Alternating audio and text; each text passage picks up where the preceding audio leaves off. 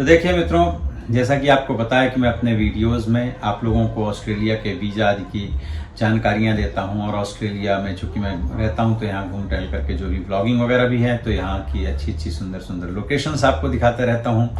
और ये वीडियो मैं काफ़ी दिनों के बाद में बना रहा हूँ, मैं बताऊंगा भी कि सब क्या वजह थी। लेकिन सबसे पहले मैं आप लोगों को इस वीडियो के माध्यम से कुछ अपडेट देना चाहता हूँ। 2026 में जो भी लोग ऑस्ट्रेलिया आना चाह रहे हैं और वो चाहे टूरिस्ट वीज़ा के लिए आना चाह रहे हो, चाहे पीआर के लिए आना चाह रहे हो, चाहे वर्क परमिट में आना चाह रहे हो, चाहे एज ए स्टूडेंट आना चाह रहे हो और चाहे बिजनेस वीज़ा में आना चाहते हो, किसी भी प्रकार के वीज़ा की इस साल 2026 की प्लानिंग कर रहे हैं अगर आप, तो ये वीडियो आप लोगों के लिए काफ़ी इंपॉर्टेंट होने वाला है, इसलिए आप वीडियो को लास्ट तक जरूर देखिएगा। नमस्कार बंधुओं, मैं हूं आपका मित्र शक्ति पांडे, सिडनी ऑस्ट्रेलिया से, और स्वागत करता हूं अपने यूट्यूब चैनल पर। तो सबसे पहले मैं बता दूं कि इतने दिनों बाद मैं वीडियो क्यों बना रहा हूं। तो मैं लगभग 2 महीने इंडिया भी रह करके आया हूं और 4-5 दिन पहले वापस आया हूं सिडनी ऑस्ट्रेलिया। तो कुछ दिन मुझे यहाँ जब मैं लौट करके आता हूँ तो मुझे जेट लैग की प्रॉब्लम होती है। अभी भी 100% ठीक नहीं हुआ हूँ, हालांकि लोग 1-2 दिन में फिट हो जाते हैं, मेरा थोड़ा सिस्टम आगे पीछे होता रहता है।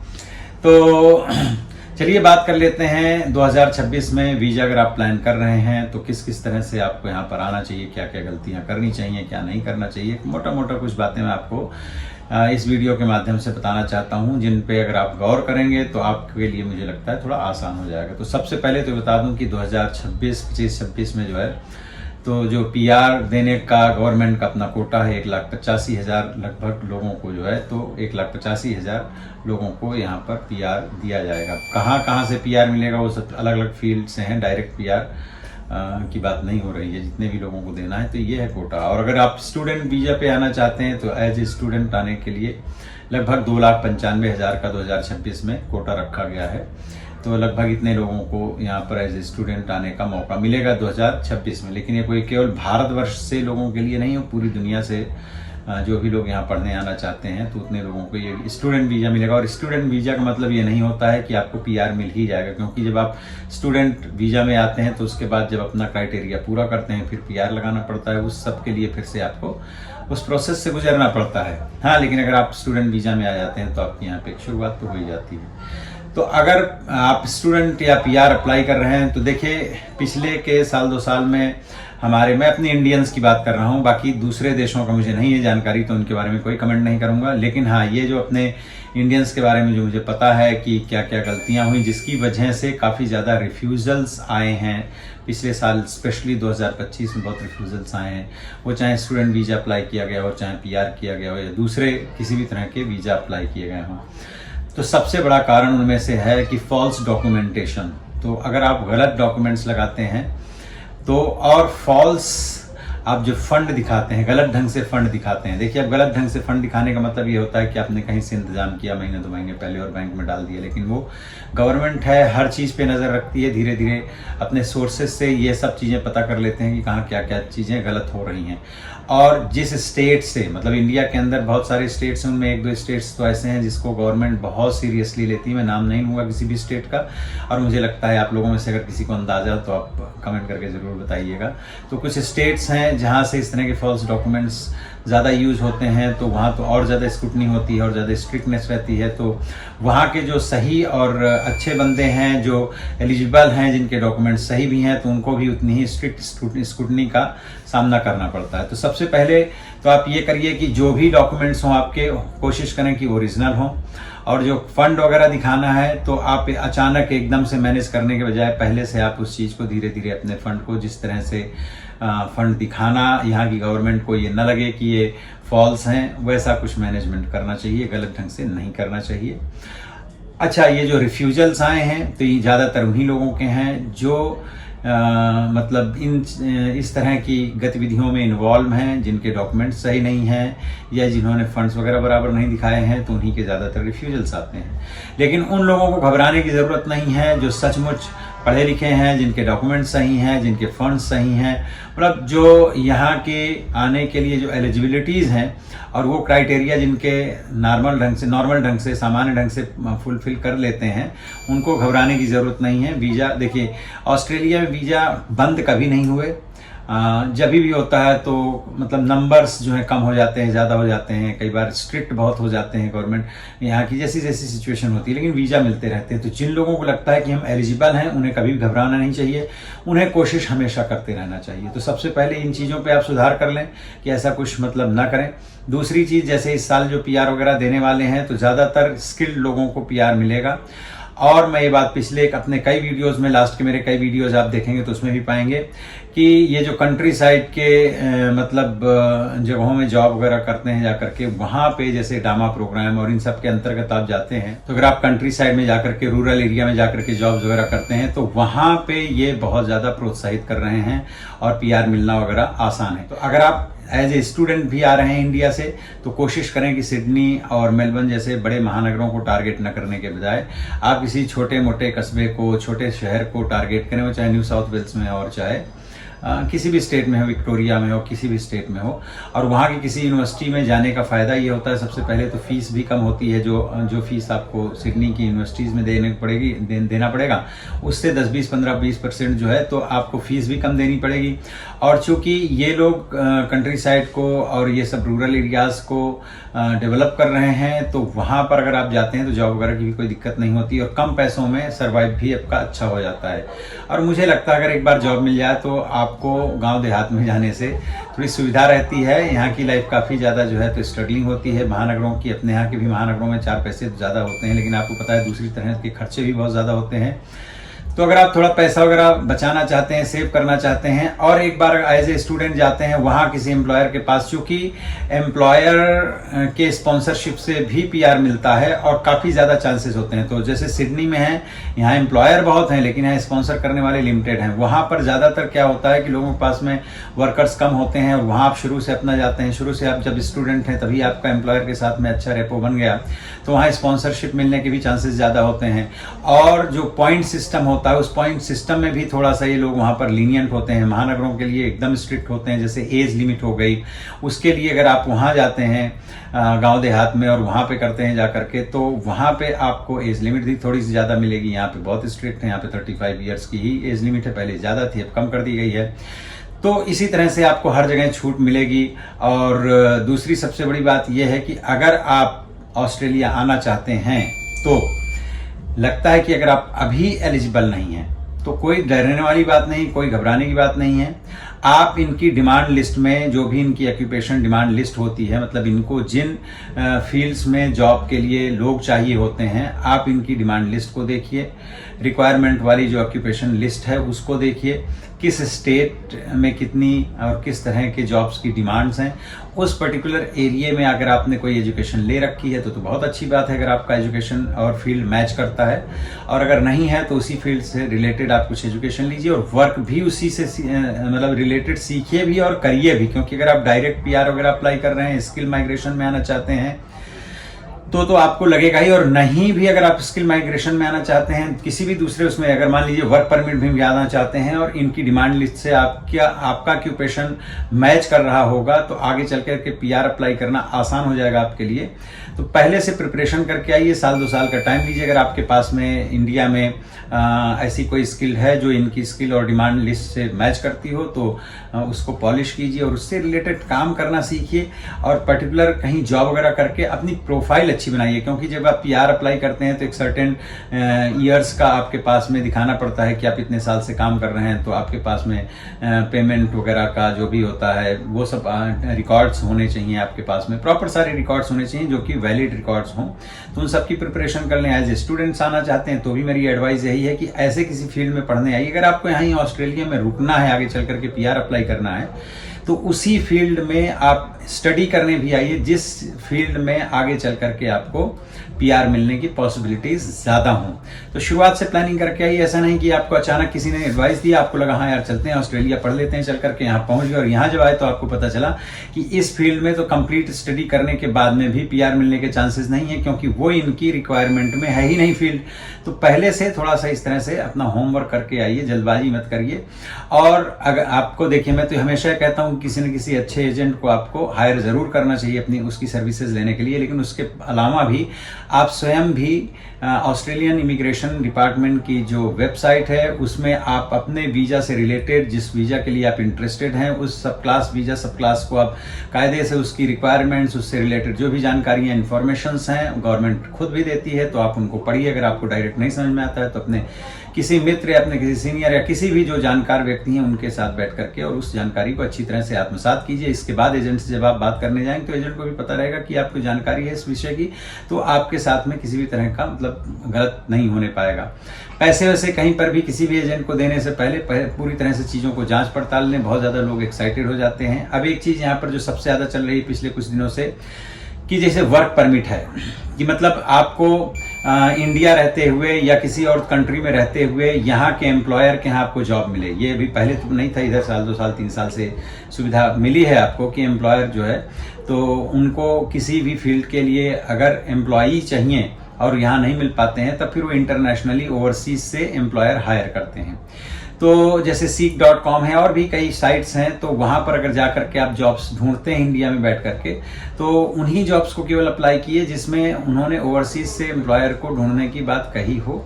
और जो केवल चूंकि आप जैसे seek.com में जाएंगे तो वहाँ तो हज़ारों प्रकार की जॉब्स निकलती हैं, लेकिन वो बाहरी लोगों को ले रहे हैं ऐसा नहीं। उनमें से कुछ ही जॉब्स ऐसी हैं जो ओवरसीज से लोगों को हायर करते हैं, क्योंकि उस सब के लिए उनको गवर्नमेंट से परमिशन मिली होती है। सब कुछ यहाँ पे एम्प्लॉयर के हाथ में भी नहीं होता है। तो अब क्या हो रहा है कि लोग वहां बैठ करके बोलते हैं हम आपको वेयर हाउस में जॉब दिला देंगे, यहाँ जॉब दिला देंगे, वहां जॉब दिला देंगे, क्लीनिंग की जॉब दिला देंगे, बस आपको अंग्रेजी कुछ नहीं, आप तो पैसे भरिए और प्रोसेस शुरू कीजिए। तो शुरुआत में क्या होता है कि यहाँ एजेंट गलत भी नहीं होते हैं, उन्होंने आधा सच बताया होता है, आधा सच आपको पता नहीं होता है कि उनको लगता है कि अच्छा वेयर हाउस का काम है उसमें अंग्रेजी की क्या जरूरत है। भैया यहाँ पे आप क्लीनिंग करने आइए, टॉयलेट साफ करने आइए, वेयर हाउस में काम करने आइए, ड्राइविंग के लिए आइए, वॉचमैन बनना है, कुछ भी बनना है, सिक्योरिटी मतलब कुछ भी A to Z, इंजीनियर बनना हो, डॉक्टर बनना हो, साइंटिस्ट बनना हो, जो कुछ भी बनने के लिए आ रहे हो ऑस्ट्रेलिया पर, याद एक बात ध्यान रखिएगा कि यहाँ इंग्लिश का आपको टेस्ट देना पड़ेगा, आपको आइल्स दे करके, और जितने रिक्वायरमेंट हैं बैंड्स की उतने बैंड्स आपको चाहिए रहेगा। हाँ, यहाँ थोड़ा सा डिफरेंशिएट चीजें होती हैं। वो कैसे कि अगर आप एज ए डॉक्टर आ रहे हैं यहाँ पर तो आपको इंग्लिश की जो हायर डिमांड होगी, मतलब इंग्लिश का जो आपका लेवल है वो थोड़ा ज़्यादा होना चाहिए। और अगर आप ऐसे किसी लेबर जॉब में आ रहे हैं तो फिर आपको कम इंग्लिश की ज़रूरत पड़ेगी। लेकिन इंग्लिश हर हाल में ज़रूरी है। यहाँ पर किसी भी ऑक्यूपेशन में आप आ रहे हैं बगैर अंग्रेजी का टेस्ट दिए हुए आप नहीं आ सकते। तो इसमें मैं कोई आपको हताश नहीं कर रहा हूँ, मैं तो पहले से अवेयर है कर रहा हूँ कि आप पैसे दे दें और फिर फंस जाएं और बाद में आपको पता चला वो एजेंट कहेगा भाई मैं क्या कर सकता हूँ, आपको अंग्रेजी का एग्जाम देना पड़ेगा ऑस्ट्रेलिया, इसमें बगैर इंग्लिश एग्जाम के तो काम नहीं चल सकता। तो भी आप अगर आपको अंग्रेजी नहीं आती है तो हताश मत होइए, आप साल 1.5 साल का टाइम लीजिए कहीं पर अपना। अच्छा, आजकल तो YouTube में इतने अच्छे इंग्लिश के ट्यूटोरियल्स हैं, 2-3 घंटे रोज बैठिए, अपना खुद सेल्फ स्टडी कीजिए, या फिर किसी इंस्टीट्यूशन में जाकर के आपके आसपास जो भी क्लासेस वगैरह इंग्लिश स्पीकिंग की चलती हैं वहाँ जाइए। नहीं तो इंडिया में तो मुझे लगता है हर छोटे बड़े शहर में आजकल आइल्स की प्रिपरेशन करवाने वाले लोग, इसके एग्जाम की तैयारियाँ करवाते हैं लोग, वहाँ पे आप जाकर के अपना मतलब इंग्लिश की तैयारी कर लीजिए। ये सब चीज़ें ऐसा नहीं है कि अगर आप आना चाहते हैं तो आपकी अंग्रेजी कमज़ोर है तो आप आ नहीं सकते। आप थोड़ी सी मेहनत कीजिए, प्रिपेयर्ड होइए और आ जाइए। शॉर्टकट आ जाएंगे तो यहाँ आने के बाद में फिर आपको प्रॉब्लम्स होंगी, आपको PR मिलने के टाइम में भी इंग्लिश का आपको टेस्ट देना पड़ेगा। हाँ, अगर आप कंट्री साइड जाते हैं तब फिर डेफिनेटली आपको वहाँ पर थोड़ी सी इंग्लिश की कम ज़रूरत पड़ सकती है किसी ऑक्यूपेशन में, लेकिन अंग्रेजी है कंपलसरी। तो भैया अंग्रेजी में इतनी सारी बातें बोल दी हैं, कोई मुझे फालतू की बात मत बोलिए कमेंट करके, क्योंकि ये ज़रूरी है। और मुझे बहुत बार लोग फ़ोन कॉल करके बोलते हैं कि हमारा यहाँ तक प्रोसीजर हो गया, आप बोल रहे हैं इंग्लिश का आपको एग्जाम देना पड़ेगा। शुरू में बोले हमने एजेंट से पूछा था या हम पूछ रहे हैं, तो बोल रहे हैं नहीं अंग्रेजी की ज़रूरत नहीं है और आपका हो जाएगा, हम करवा देंगे, इतना सर्टेन पैसा दे देते हैं, मांगते हैं और कुछ लोग दे भी देते हैं। तो आप कहीं पर भी पैसा खर्च करने से पहले इस चीज़ का ख्याल रखिए कि बगैर अंग्रेजी के यहाँ पर कोई भी वीज़ा नहीं मिलता है। टूरिस्ट वीज़ा भर केवल आपको मिलता है बगैर इंग्लिश के, लेकिन टूरिस्ट वीज़ा में आकर के आप यहाँ पर काम नहीं कर सकते। हाँ, टूरिस्ट वीज़ा को आप आगे चल करके अगर आपके यहाँ पर सोर्सेज हैं, कोई एम्प्लॉयर मिल जाता है तो इसे आप वर्क परमिट में ज़रूर कंसीडर करवा सकते हैं। और अब अगर आप वर्क में मतलब यहाँ पे अगर आप काम करने आए हैं, वर्क वीज़ा में आए हैं और आपको हाईली पेड हैं, मतलब कुछ है उसका $77,000 पर एनम का, मतलब 80,000 के आसपास मान करके चलिए आप पर एनम अगर आपकी सैलरी है, तो आगे आपकी एलिजिबिलिटी PR के लिए काफ़ी क्विक है, काफ़ी आसानी से हो जाता है। ये भी मतलब इस साल की जो अपडेट है उसमें भी है। तो ये कुछ बातें हैं जो मुझे लगता है अगर ध्यान रख करके आप ऑस्ट्रेलिया आते हैं तो बहुत ही खूबसूरत, बहुत ही व्यवस्थित, बहुत ही कानून के द्वारा चलने वाला देश है ये। आपको अच्छा लगेगा, आनंद आएगा। और यहाँ का अभी देखिए डॉलर के जो प्राइसेस हैं इंडिया के रुपीस के सामने वो काफ़ी स्ट्रांग हो रहे हैं पिछले 2-3 महीने से। वो तो चलो खैर अप्स एंड डाउन चलता रहता है, उसके बारे में क्या ही कहें। लेकिन ये समझिए कि जब आप यहाँ पर $1000 भी कमाते हैं तो इंडिया में आराम से 60,000 रुपये हो जाते हैं। तो यहाँ अगर आ करके आप, हाँ ऑफकोर्स यहाँ खर्चे भी हैं, टैक्स वगैरह भी काफ़ी अच्छा है यहाँ पर, इंडिया से ज़्यादा टैक्स आपको यहाँ पर पे करना पड़ता है। लेकिन जिस हिसाब की यहाँ पर आमदनी होती है, टैक्स पे करके, खर्चा करके भी अगर आप रीजनेबली खर्च करते हैं तो भी एक अच्छी खासी आप सेविंग कर सकते हैं। तो 2 साल, 3 साल, 4 साल, 5 साल के लिए या PR परमानेंटली अगर आप यहाँ पर आ पाते हैं तो आप एक अच्छी खासी रकम कमा करके फिर अपने देश वापस भी अगर आपको इन केस जाना पड़ता है तो एक ठीक ठाक सा मतलब अमाउंट लेकर के आप जाएंगे तो आप इंडिया में भी अपना कोई स्टार्टअप शुरू कर सकते हैं, अपना कोई काम धंधा शुरू कर सकते हैं। लेकिन बस मेरी एडवाइस ये है कि वहाँ से कुछ गलत डॉक्यूमेंटेशन के सहारे, किसी एजेंट के कहने पर या किसी और व्यक्ति के कहने पर ऐसा कुछ मत स्टेप लीजिए। क्योंकि अगर इस तरह से आपकी जो फाइल है वो रिफ्यूज होती है तो फिर क्या होगा कि आगे चल करके किसी और कंट्री के लिए भी करेंगे तो आप ब्लैक लिस्ट हो जाते हैं, तो मतलब बड़ी मुश्किल होती है। तो मुझे नहीं लगता कि ये सारी चीज़ें करना चाहिए। थोड़ा पेशेंस रखिए, धैर्य रखिए, आराम से थोड़ा टाइम लीजिए। आज नहीं वीज़ा हो रहा है तो अगले साल होगा, 2 साल बाद होगा। लेकिन अच्छे से अपने डॉक्यूमेंटेशन कीजिए, अच्छे से प्रिपरेशन कीजिए और उसके बाद में आप अप्लाई कीजिए। अप्लाई लेकिन तभी कीजिए जब आपके पास में हर चीज़ प्रॉपर ढंग से तैयार हो, ताकि आपका टाइम वेस्ट ना हो और पैसे भी आपके वेस्ट ना हो, आपका मोरल भी डाउन ना हो। तो ये कुछ बातें हैं 2026 में। आप लोग बताइएगा कि आप लोगों में से किसका वीज़ा लग गया या कोई अप्लाई करने वाले हैं, किस फील्ड में अप्लाई करने वाले हैं। लेकिन मैं बस यही कहूँगा कि अगर आप रीजनल एरिया के लिए ट्राई करते हैं तो इन महानगरों से फार बेटर रहेंगे, आपको कम स्ट्रगल करना पड़ेगा। रीजनल एरिया को ये प्रमोट ज़्यादा कर रही है गवर्नमेंट पिछले कुछ सालों से, क्योंकि रीजनल एरियाज़ को भी डेवलप करना है। और ध्यान रखिए कि यहाँ की रीजनल एरियाज़ जो हैं इंडिया जैसा नहीं है कि वहाँ स्कूल नहीं मिलेंगे आपको, अच्छे हॉस्पिटल नहीं मिलेंगे, नहीं, यहाँ सब कुछ बिल्कुल बराबर है। मुझे तो लगता है, मैं चूँकि छोटे शहर में भी यहाँ ऑस्ट्रेलिया के एडिलेड में रह चुका हूँ, तो उल्टे वहाँ यहाँ से कुछ चीज़ें ज़्यादा मतलब बहुत मुझे तो भाई ज़्यादा सुटेबल लगता था, ज़्यादा अच्छा लगता था। तो ये है कि रीजनल एरिया के लिए आप पढ़ाई वगैरह के लिए भी अप्लाई कीजिए और PR के लिए भी अप्लाई कीजिए। तो वहाँ पर डेवलपमेंट इनको चाहिए, तो वहाँ पे थोड़ा सा एज में भी आपको बेनिफिट मिल जाएगा। और जो इनका भी यहाँ देखिए 2026 में जो इनका पॉइंट्स कैलकुलेट करने का सिस्टम है वो भी थोड़ा बहुत चेंज कर, वैसे तो हर साल ही चेंज करते हैं लेकिन कुछ ना कुछ चेंजेस करते रहते हैं वीज़ा प्रोग्राम में, लेकिन इस बार उसमें भी थोड़ा सा चेंजेस कर रहे हैं। तो आप अपडेट होइएगा, इनकी वेबसाइट जो है विजिट कीजिएगा। मैं वेबसाइट का लिंक डाल दूंगा अपने इसी वीडियो के नीचे डिस्क्रिप्शन में, तो आप उसको पढ़ लीजिएगा अच्छी तरह से और फिर देखिए आप कौन से वीज़ा सब क्लास में फिट पाते हैं स्वयं को, और उसके आधार पर आगे बढ़िए। एजेंट को फाइनलाइज करने से पहले 2-4-6 एजेंट से मिलिए, आपको स्वयं भी समझ में आ जाएगा। किसी एक एजेंट के पास जाकर के तुरंत इमीडिएट मत शुरू कर दीजिए, उसके बारे में आप थोड़ा सा पता लगा लीजिए। आजकल तो बहुत सारे उनकी वेबसाइट में एजेंट्स के नीचे रिव्यूज़ भी होते हैं, तो ऑथेंटिक रिव्यूज़ भी, क्योंकि आजकल फेक रिव्यूज़ भी डलवाए जाते हैं वेबसाइट्स में, तो उन सबको आप पढ़िए, अच्छी तरह से जांचिए परखिए। अगर आप बहुत अच्छे एजुकेटेड हैं और आपको लगता है कि आप स्वयं ही सारा काम कर सकते हैं तो आप स्वयं भी कर सकते हैं। लेकिन इन जनरल मैं आपको यही कहूँगा, क्योंकि आप इतने ज़्यादा प्रैक्टिस में नहीं होते हैं वीज़ा अप्लाई करने वगैरह के सिस्टम में, कई बार क्या होता है कि हम वो चीज़ें उतने अच्छे से नहीं समझ पाते हैं। एजेंट्स को थोड़ा सा ज़्यादा ज्ञान होता है, तो उनका सपोर्ट लेने में, उनका सहयोग लेने में कोई बहुत बड़ी बात नहीं है, कोई बुरी वाली बात नहीं है। अगर आप टूरिस्ट वीज़ा में ऑस्ट्रेलिया आना चाहते हैं तो देखिए अभी तो दिसंबर जनवरी काफ़ी एक्सपेंसिव होती हैं टिकट्स वगैरह, लेकिन बहुत मज़ा आता है क्योंकि क्रिसमस इनका जो है तो एक वार्षिक हॉलीडे है और नेशनल हॉलीडे भी है, और साल में सबसे ज़्यादा बड़ी छुट्टियां स्कूल की सबकी इसी टाइम पर होती हैं।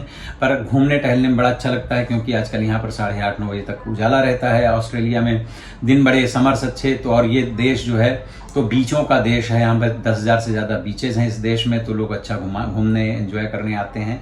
लेकिन अगर आपको लगता है कि ऑस्ट्रेलिया घूमने हमको जाना है लेकिन थोड़ा कम बजट में जाना है, तो फिर भैया आप मई, जून, जुलाई, अगस्त इन महीनों में आइए। यहाँ पर काफ़ी सर्दी होती है, लेकिन मुझे लगता है तब क्या बोलते हैं, टिकट वगैरह के रेट्स भी कम होते हैं और यहाँ पर कोई मौसम सीजन नहीं होता है, तो यहाँ पे होटल्स वगैरह भी, अकोमोडेशन वगैरह थोड़ा सा सस्ते मिल जाते हैं।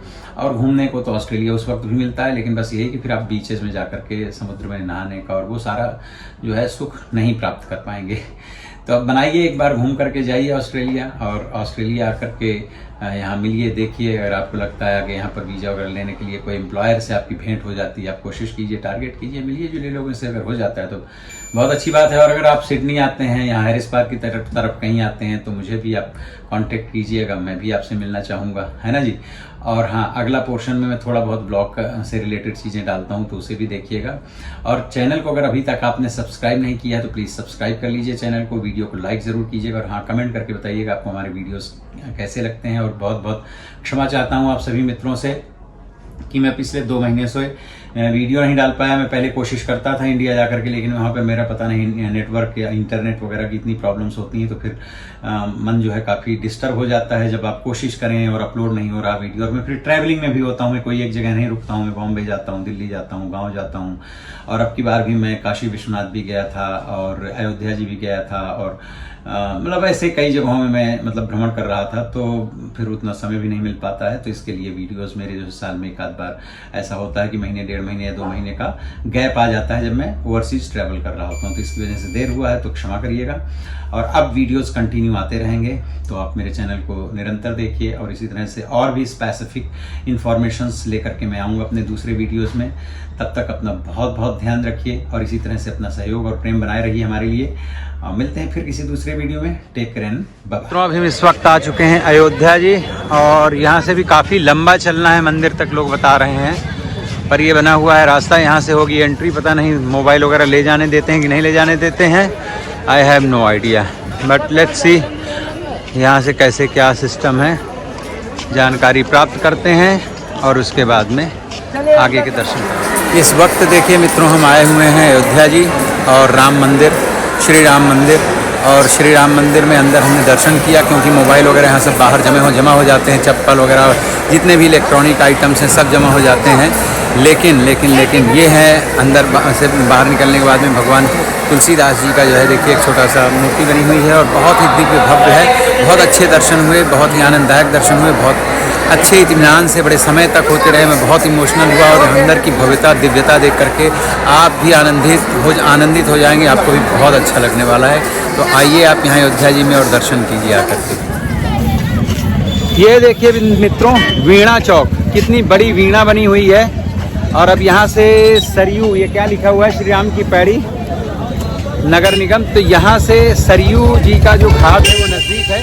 तो अभी मैं जब मंदिर गया था तो वहाँ पर मुझे एक यूट्यूबर मिल गए, और ऐसे ही वीडियो, अपना शॉर्ट वीडियो बना रहे थे। तो पीछे से आके मैंने थोड़ा सा मजाक किया, तो बातचीत हो गई, तो वो चले आए थे। और अभी उनका फ़ोन आया, मैंने नंबर दिया था, उन्होंने मांगा मेरा नंबर, तो वो बोले कि आप यहाँ ज़रूर आइए। और देखिए संयोग से हम बस में बैठे, और ऐसे फॉर फन, और बस जाती थी हनुमानगढ़ी, लेकिन हनुमानगढ़ी की बजाय फिर हम आ गए यहाँ पे। तो अब हम जा रहे हैं सरयू जी, और उनको फ़ोन पे बताया हमने कि हम आ गए हैं, तो ही इज़ कमिंग, और वो आकर के हमको घुमाएंगे थोड़ा बहुत।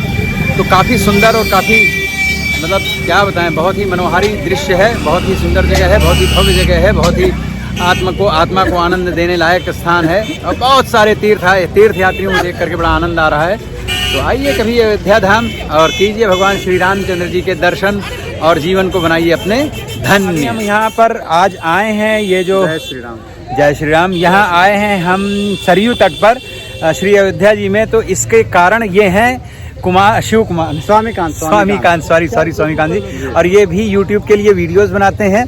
एंड सेकेंडरी ये खुद भी जो है तो फोटोग्राफर हैं यहाँ पर, इसी कच्चे सरयू घाट पे ही मिलते हैं। और इनका इतना सरल स्वभाव है, इतना भक्तिपूर्ण स्वभाव है। मेरी इनकी मुलाकात ही वहाँ श्री राम मंदिर में हुई थी, तो ये अपना कुछ शॉर्ट वीडियो बना रहे थे, तो मैं पीछे से आकर के मैंने इनको थोड़ा सा छेड़ा, तो इनकी मतलब मेरी बातचीत हुई, फिर मैंने इनको नंबर दिया। तो इन्होंने ही प्रेरित किया कि अगर यहाँ पर आए हैं आप, यहाँ पर आए हैं तो आप सरयू मैया के दर्शन जरूर करें। इनकी वजह से भी थोड़ी हमने पूजा वगैरह की। मैं सिर्फ आपको नहीं बोलता, जो भी अयोध्या आते हैं मैं सबसे गुजारिश करता हूँ, मैं सबसे अनुरोध करता हूँ कि आप श्री राम लला जी का दर्शन करने आते हैं तो सरयू माँ का भी दर्शन कीजिए। यही सरयू माँ में के रास्ते भगवान श्री राम साकेत को पधारे थे, इसलिए जिस रास्ते से भगवान श्री राम साकेत को पधारे थे उस रास्ते पे चल ना सके, हम कम से कम उस रास्ता को तो देख प्रणाम तो करें, कम से कम प्रणाम तो कर सकते हैं। बहुत सुंदर विचार हैं आपके, और मैं इनसे बड़ा अभिभूत हुआ, बहुत प्रभावित हुआ। बहुत अच्छा, बहुत सुंदर इनका स्वभाव और इनके विचार हैं। बहुत बहुत धन्यवाद। आप तो ऑस्ट्रेलिया में रहने वाले हैं, ना रहे हमारे जैसे तो हम लोग फोटोग्राफर दिन भर कोई बात घाट पे ही रहते हैं, लेकिन स्वभाव मिल गया कि आप भी एक राम भक्त हैं। बिल्कुल, तो इसलिए मैं आपको वो अपनी तरफ से एक बता दिया कि सरयू माई का भी एक बार आप दर्शन कर लीजिए। बहुत अच्छा, और हमने आपके इस सलाह का पूरा सम्मान करते हुए और आपकी बात को, भावनाओं का आदर करते हुए हम यहाँ तक पहुँचे, और बड़ा अच्छा लगा। बहुत प्यारा घाट है। मैं आपको ऐसे एक बार घूम करके दिखा देता हूँ। देखिए, ये आरती स्थल है, यहाँ आरती भी होती है। सरयू जी की आरती, जैसे गंगा आरती होती है वैसे यहाँ पर सरयू मैया की आरती होती है। शाम को 6 साढ़े 6 बजे के आसपास पधारिए, बड़ा आनंद आएगा आपको। सुबह में इस घाट पे आइएगा तो लोग स्नान करने के लिए आते हैं, सरयू माई में डुबकी लगाने आते हैं, अपने पाप धुलने आते हैं। काफी संख्या में भीड़ आती है, बहुत अच्छी, लेकिन अभी रात यहाँ पे बहुत अच्छी व्यवस्था है स्नान करने की। लेकिन अभी रात का समय है, थोड़ा सन्नाटा है, और ये एनआरआई है, इनके पास समय होता नहीं है दिन में, तो रात में ही आया है। चलिए, आप तो गए, सरयू माई बुलाए तब तो वहाँ, इसलिए हम भी यह भी उम्मीद करते हैं आपको भी राम भगवान लल्ला बुलाए और सरयू माई बुलाएं, ताकि ये आपका भी जीवन धन्य कर सके। Thank you very much. Thanks. ये देखिए, अयोध्या जी में हनुमानगढ़ी मंदिर। हम लोग आधा घंटे से लाइन में लगे थे। वैसे यहाँ ज़्यादा भीड़ होती नहीं है जनरली, लेकिन अभी क्या है, शाम को आरती का टाइम था तो बहुत अच्छी खासी भीड़ हो गई थी। तो हालांकि दर्शन अच्छे से हो गए, और हार वगैरह जो भी चढ़ाया था, प्रसाद वगैरह सब चढ़ भी गया। लेकिन अभी वही है कि एकदम भीड़ खत्म हो गई, पर हमारे टाइम पे बहुत ज़बरदस्त भीड़ रही। उसकी वजह से अच्छा हुआ, भगवान के स्थान में लगभग आधा घंटे हम लोग जो है प्रतीक्षारत रहे। उसके बाद प्रभु के दर्शन हुए हनुमान जी के। बहुत ही सिद्ध स्थान है हनुमानगढ़ी। कहते हैं, बताते हैं कि भगवान श्री रामचंद्र जी जब अयोध्या में राज करते थे तो यहीं इसी हनुमानगढ़ी में रह करके भगवान हनुमान जी अयोध्या जी की रक्षा किया करते थे। It's very dangerous, so walk carefully, even I am telling my self. चलना है तो चलिए, मेरी श्रद्धा में कोई ऐसा नहीं। तो यस, यहाँ पे थोड़ी सी सीढ़ियाँ चढ़नी भी पड़ती हैं, केयरफुल रहना पड़ता है। यह देखिए मित्रों, इस वक्त हम आए हुए हैं वाराणसी, और यह है केदार घाट। यहाँ से बोट में बैठ करके और फिर पूरे 80 घाट का भ्रमण करके और गंगा आरती के लिए जाया जाता है। क्या नाम है इसका? ये दशाश्वमेध घाट पे होती है आरती। हाँ, वहाँ पे गंगा आरती होती है। ये अभी हम आए हैं रिक्शे से, फिर उन्होंने यहाँ पे छोड़ा, और ये कि यादव जी हैं, इन्होंने हमको पकड़ा, मतलब हम पकड़ा दिए गए। ये देखिए, ऊपर तक मंदिर है, और अब हम यहाँ पे चल रहे हैं, नीचे उतरेंगे। सीढ़ियाँ वगैरह थोड़ी सावधानी के साथ में यहाँ पर उतरेंगे। तो मित्रों देखिए, आए हुए हम काशी विश्वनाथ के दर्शन करने। तो ये है केदार घाट है। यहाँ से 80 घाट के लिए जो है हम अभी बोट पे बैठ करके और जाने वाले हैं, और गंगा आरती अटेंड करेंगे। फिर इसके बाद में काशी विश्वनाथ जी के दर्शन करेंगे। आई डोंट नो, लेकिन अब की बार भीड़ पिछली बार से कम नहीं है ना? घाट में भीड़ बहुत ज़्यादा है। तो हम दोनों लोग ही आए हैं। देखिए, हम जहाँ भी जाते हैं यहाँ घूमने टहलने तो दोनों लोग ही होते हैं। आने वाले हमारे एक मित्र और थे, लेकिन फिर उनका कुछ काम धंधा निकल आया तो फिर उनका कैंसिल हो गया। तो ये है, और पुरानी पिछली बार जहाँ हमने दूध पिया था वहाँ पर भी जाएंगे। ये सर बोटिंग करेंगे, क्या इनका नाम है? सर बोटिंग करेंगे क्या? कैसे हैं आप? सर बोटिंग करेंगे, मस्त हैं बोल रहे हैं। ये बनारस वाले हैं ना? ये देखो, बनारस वाले हैं। आप प्रॉपर बनारस के हैं एकदम, लेकिन आपका नाम बड़ा अच्छा है। सर बोटिंग करेंगे क्या? आप बताइए, पूरा नाम क्या है? हमारा नाम है संदीप साहनी। संदीप साहनी। सर बोटिंग करेंगे क्या? अभी बता। ठीक है, मजाक कर रहे हैं। ठीक है जी। तो अभी हम बैठ गए हैं बोट में, और ये 6 बजे चलेगी, और लगभग बोट फुल हो चुकी है। और अब की बार महंगे हैं। मेरे ख्याल से हम जो लास्ट टाइम जिस घाट में हम बैठे थे आकर के, वो दूसरा था। ये थोड़ा आगे, अब चूँकि यहाँ आपको जानकारी पूरी नहीं होती है, तो जैसे रिक्शे वाले और जो लेके बताने वाले हैं, जिनसे आप पूछते हैं, वही ले आते हैं। पिछली बार हमें कोई ठीक बंदा मिला था तो उसने पीछे बता रहे थे, हम किसी और घाट आ गए हैं। तो ठीक है, पर ये थोड़ा सा एक्सपेंसिव लगा हमें। पिछली बार उन्होंने एक स्टैंडर्ड रेट बताया था, तो उसके हिसाब से। बट चलो ठीक है, पैसे वैसे तो मैं यहाँ डिस्क्लोज़ करूँगा, क्योंकि कोई 1500 मांग रहा है पर हेड, कोई 500 मांग रहा है, कोई 700, 800, 900, 1000 जिसको जो बन रहा है। तो ये चीज़ें हैं। गंगा आरती के लिए यहाँ पे ये भी बेचे जा रहे हैं। जाके छोड़ लीजिएगा साइड से। ठीक है, अब कहाँ जाएंगी आप? अरे बैठिए, ठीक है भैया, कहाँ जाएंगे आप? ओ यार मारो मत भाई, पतंगे लूट लो जा करके, फिर मार कर रहे बेटा, पकड़िए मत। खाली माचिस नहीं मिले। अरे क्या करेंगे, सिगरेट पीना है क्या बंधु आपको? तो इट्स लाइक दैट। देखते हैं, अभी टाइम लगेगा, फिर दर्शन करेंगे, उसके बाद कितनी देर बाद पहुंचते हैं, इट्स डिपेंड ऑन दैट। आपको दिखाएंगे आज भी गंगा आरती। लेना है? ये है देखिए, माचिस नहीं मिले। यहाँ बहुत सारी बोट्स ऑलरेडी खड़ी हुई हैं। दिए के साथ है, लेना है तो ले लीजिए।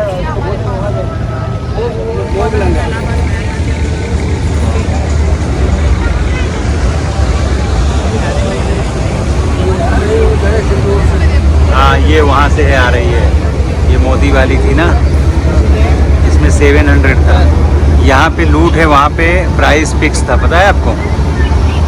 ये है लालू बाबा घाट, ये लालू यादव, लाली घाट। बगल में ये केदारनाथ है, ये गौरी केदारेश्वर मंदिर है, बद्रीनाथ, ये स्वयं जी अर्धनाथेश्वर है, ये आधा पार्वती आधा शंकर भगवान। अच्छा, जय हो जय हो।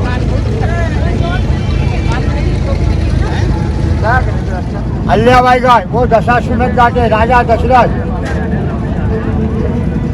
हाँ तो बहुत दूर लगेंगे क्या? गलत जगह से आए।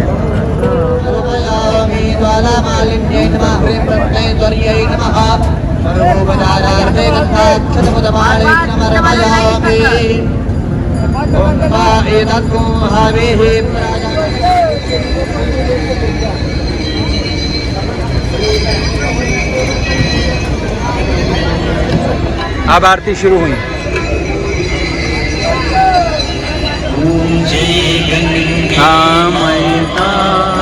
जय गंगे माता,